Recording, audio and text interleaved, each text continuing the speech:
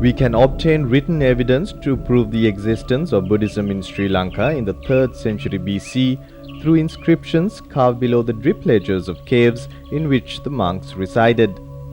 Each of these states that the cave was offered to the Brotherhood of Monks by a devotee.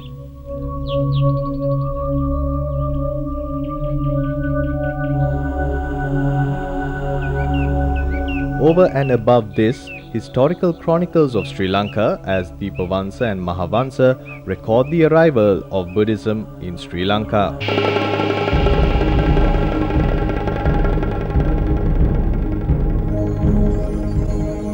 The generally accepted view is that Buddhism was introduced to Sri Lanka in the middle of the 3rd century BC. But even before that, the people of Sri Lanka would have known about the Buddha, his teaching, and also about Emperor Ashoka. Chronicles state that Arahat Mahinda, son of Emperor Ashoka, arrived with a group of 6 persons. King Devanampiya, the then ruler of Sri Lanka, met Arahat Mahinda at the Mihintale mountain in the vicinity of Anuradhapura. At the first meeting between the king and Arahat Mahinda, the visiting Arahat Mahinda interrogated the king to assess the level of the king's intelligence. This is the first ever intelligence test recorded in world history. Taking delight in the Dhamma expounded by Arahat Mahinda, the king and his retinue embraced Buddhism. Mihintale became the first recorded sanctuary in the history of the world.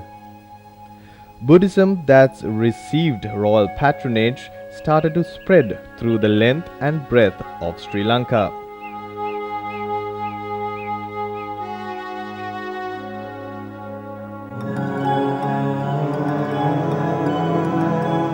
Initially in Mihintale as well as in Anuradhapura, residential facilities for the monks, monasteries, chaityas, refectories, educational centers and hospitals began to be built. Especially Theravada Buddhism began to spread with the Mahamevna as the focal point.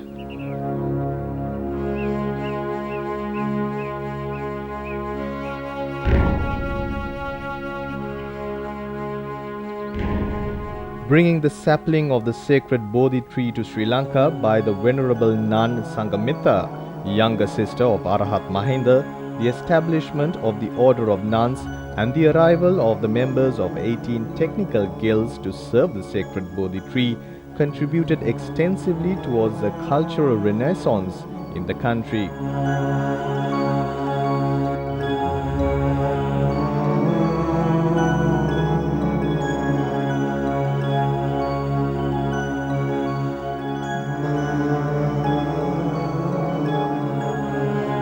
Especially the architecture of Sri Lanka advanced in vast revolutionary strives and stupas reaching skywards came to be constructed. Massive structures like Lova Mahapaya began to appear. Complex residential facilities essential for monks were built in Mahamevna Park, which extended over hundreds of acres. Statues of the standing Buddha, the recumbent Buddha, and the Buddha in a trance were built to be worshipped by monks and lay people. The carvings created around them were exquisite works. The moonstone is not only a work of art, it also depicts the cycle of samsara.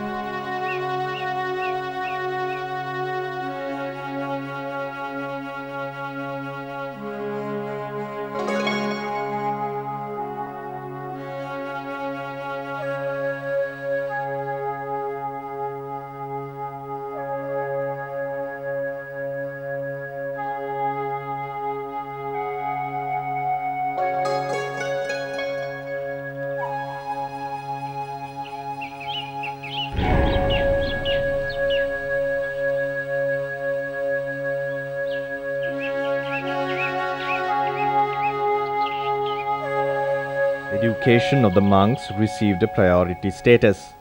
Educational institutions were internationally reputed. In later days, such foreign scholars as Buddhaghosa and Fahian benefited from the Buddhist education in Sri Lanka. With the arrival of Buddhism to Sri Lanka, the art of writing made a vast progress. Over and above the legends in drip ledgers of caves, important lithe records began to be abound. Another special event in the history of Sri Lanka is the converting of Tripitaka into writing at Aloka Vihara during the reign of King Valagambahu.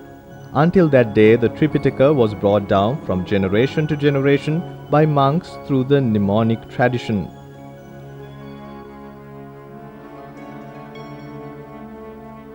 Since Buddhism is intimately linked with non-violence, the people turned to agriculture. Both the king and the people were quite keen to obtain the water facilities essential for agriculture. In consequence, they tended to build reservoirs that resembled mini oceans and to evolve a magnificent water management system. In later days, the concept, the reservoir and the temple became a national motto. The lifestyle of the Sri Lankans who got attuned to live with a Buddhist background became quite simple and highly disciplined. Their way of life was replete with esteemed values, leading to an outstanding culture marked by wholesome of rites and rituals. Since Buddhism received royal patronage, the thoughts, concepts and ideas of the people began to develop along with their activities. Bringing of the sacred tooth relic to Sri Lanka by Princess Hemamala and Prince Danta is a crucial point in the history of Sri Lanka, just like the arrival of the sacred Bodhi sapling to the country. Both the sacred Bodhi tree and the sacred tooth relic received royal statues. A whole complex of rites and rituals grew up around them. The sacred tooth relic received shelter in various parts of the island from time to time. In those regions, the pageant for the sacred tooth relic was held. These celebrations were an even section of the Sri Lankan culture.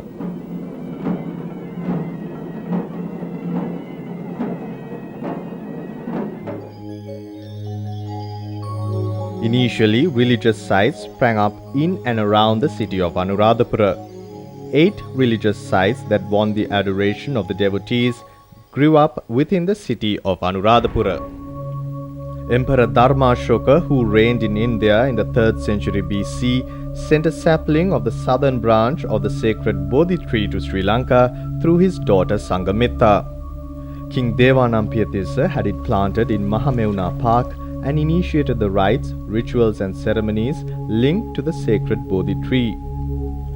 The order of Buddhist nuns was inaugurated along with the arrival of the sacred Bodhi tree.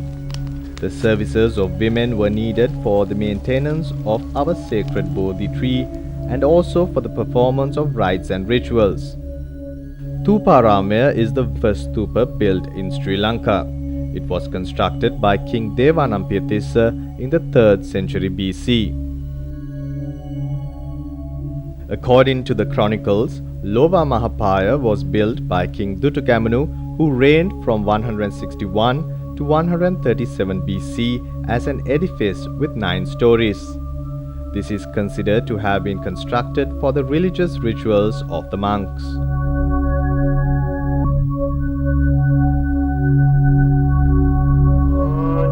Ruan Valley Saya is one of the tallest stupas in Sri Lanka.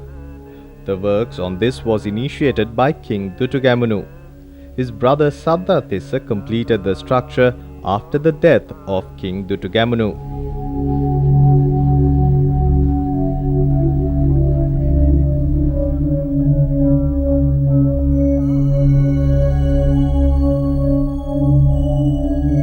Abhayagiriya was constructed by King Valagambahu in the 1st century BC and was opened for public worship.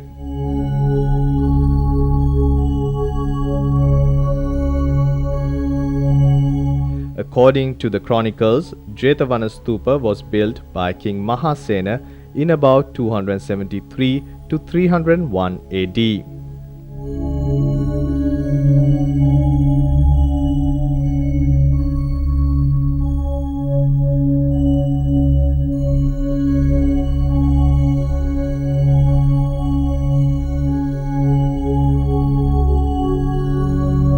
Lankaramaya was probably built around 89 to 79 AD.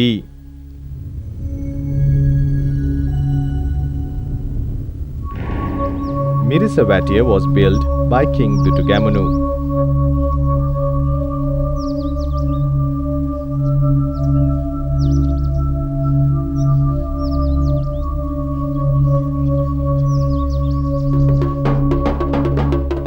Since Buddhism received royal patronage, the thoughts, concepts and ideas of the people began to develop along with their activities.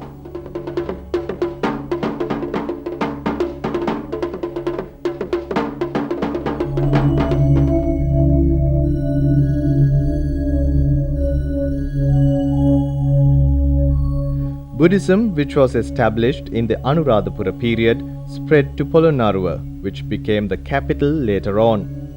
Especially King Parakramabahu the Great and King Nissankamalla constructed residential facilities for the monks along with the multitude of stupas, image homes and sacred sites. Some outstanding creations of that age can be seen even today.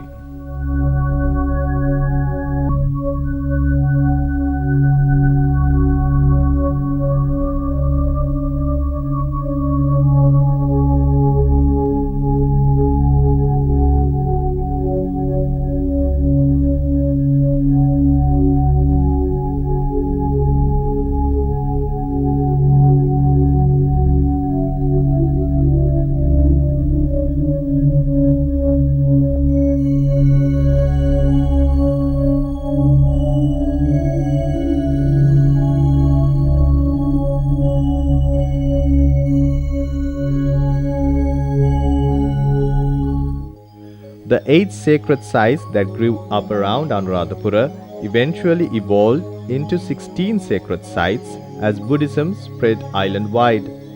The reason for this, the steady spread of Buddhism throughout the island. The 16 sacred sites came into being by addition of the following 8 sites to the original 8 sacred sites in the city of Anuradhapura: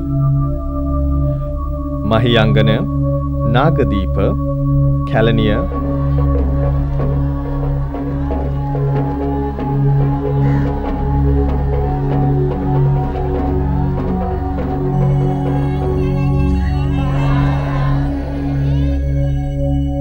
Siripada,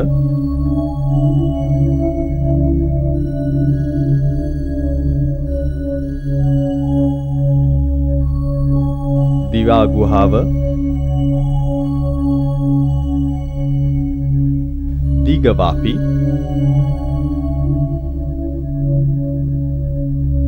Mutiyangana,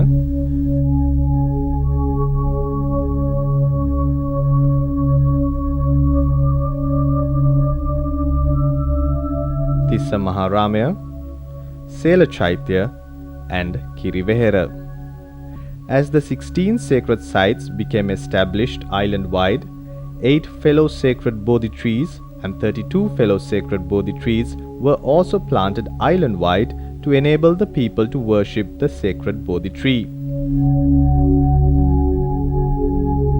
These branches from the sacred Bodhi tree at Anuradhapura were greatly conducive towards directing the lives of the people towards a righteous lifestyle.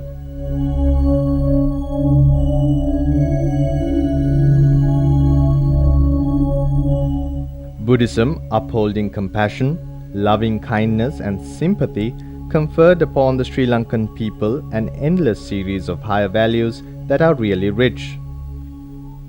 These values, brought down from generation to generation, was a great help not only for the development of their worthy life but also for the development of their spiritual assets.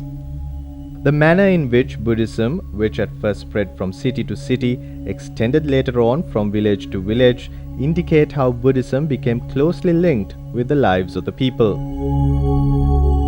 When Buddhism extended quickly from Sri Lanka's north to the south, within a brief period, stupas, monasteries started coming up all over the island. Monasteries and residential edifices came with bearing for the use of the monks.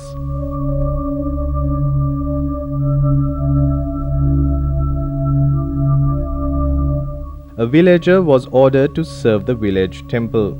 They required not only the religious knowledge, but they studied carefully the day-to-day needs of the village folk.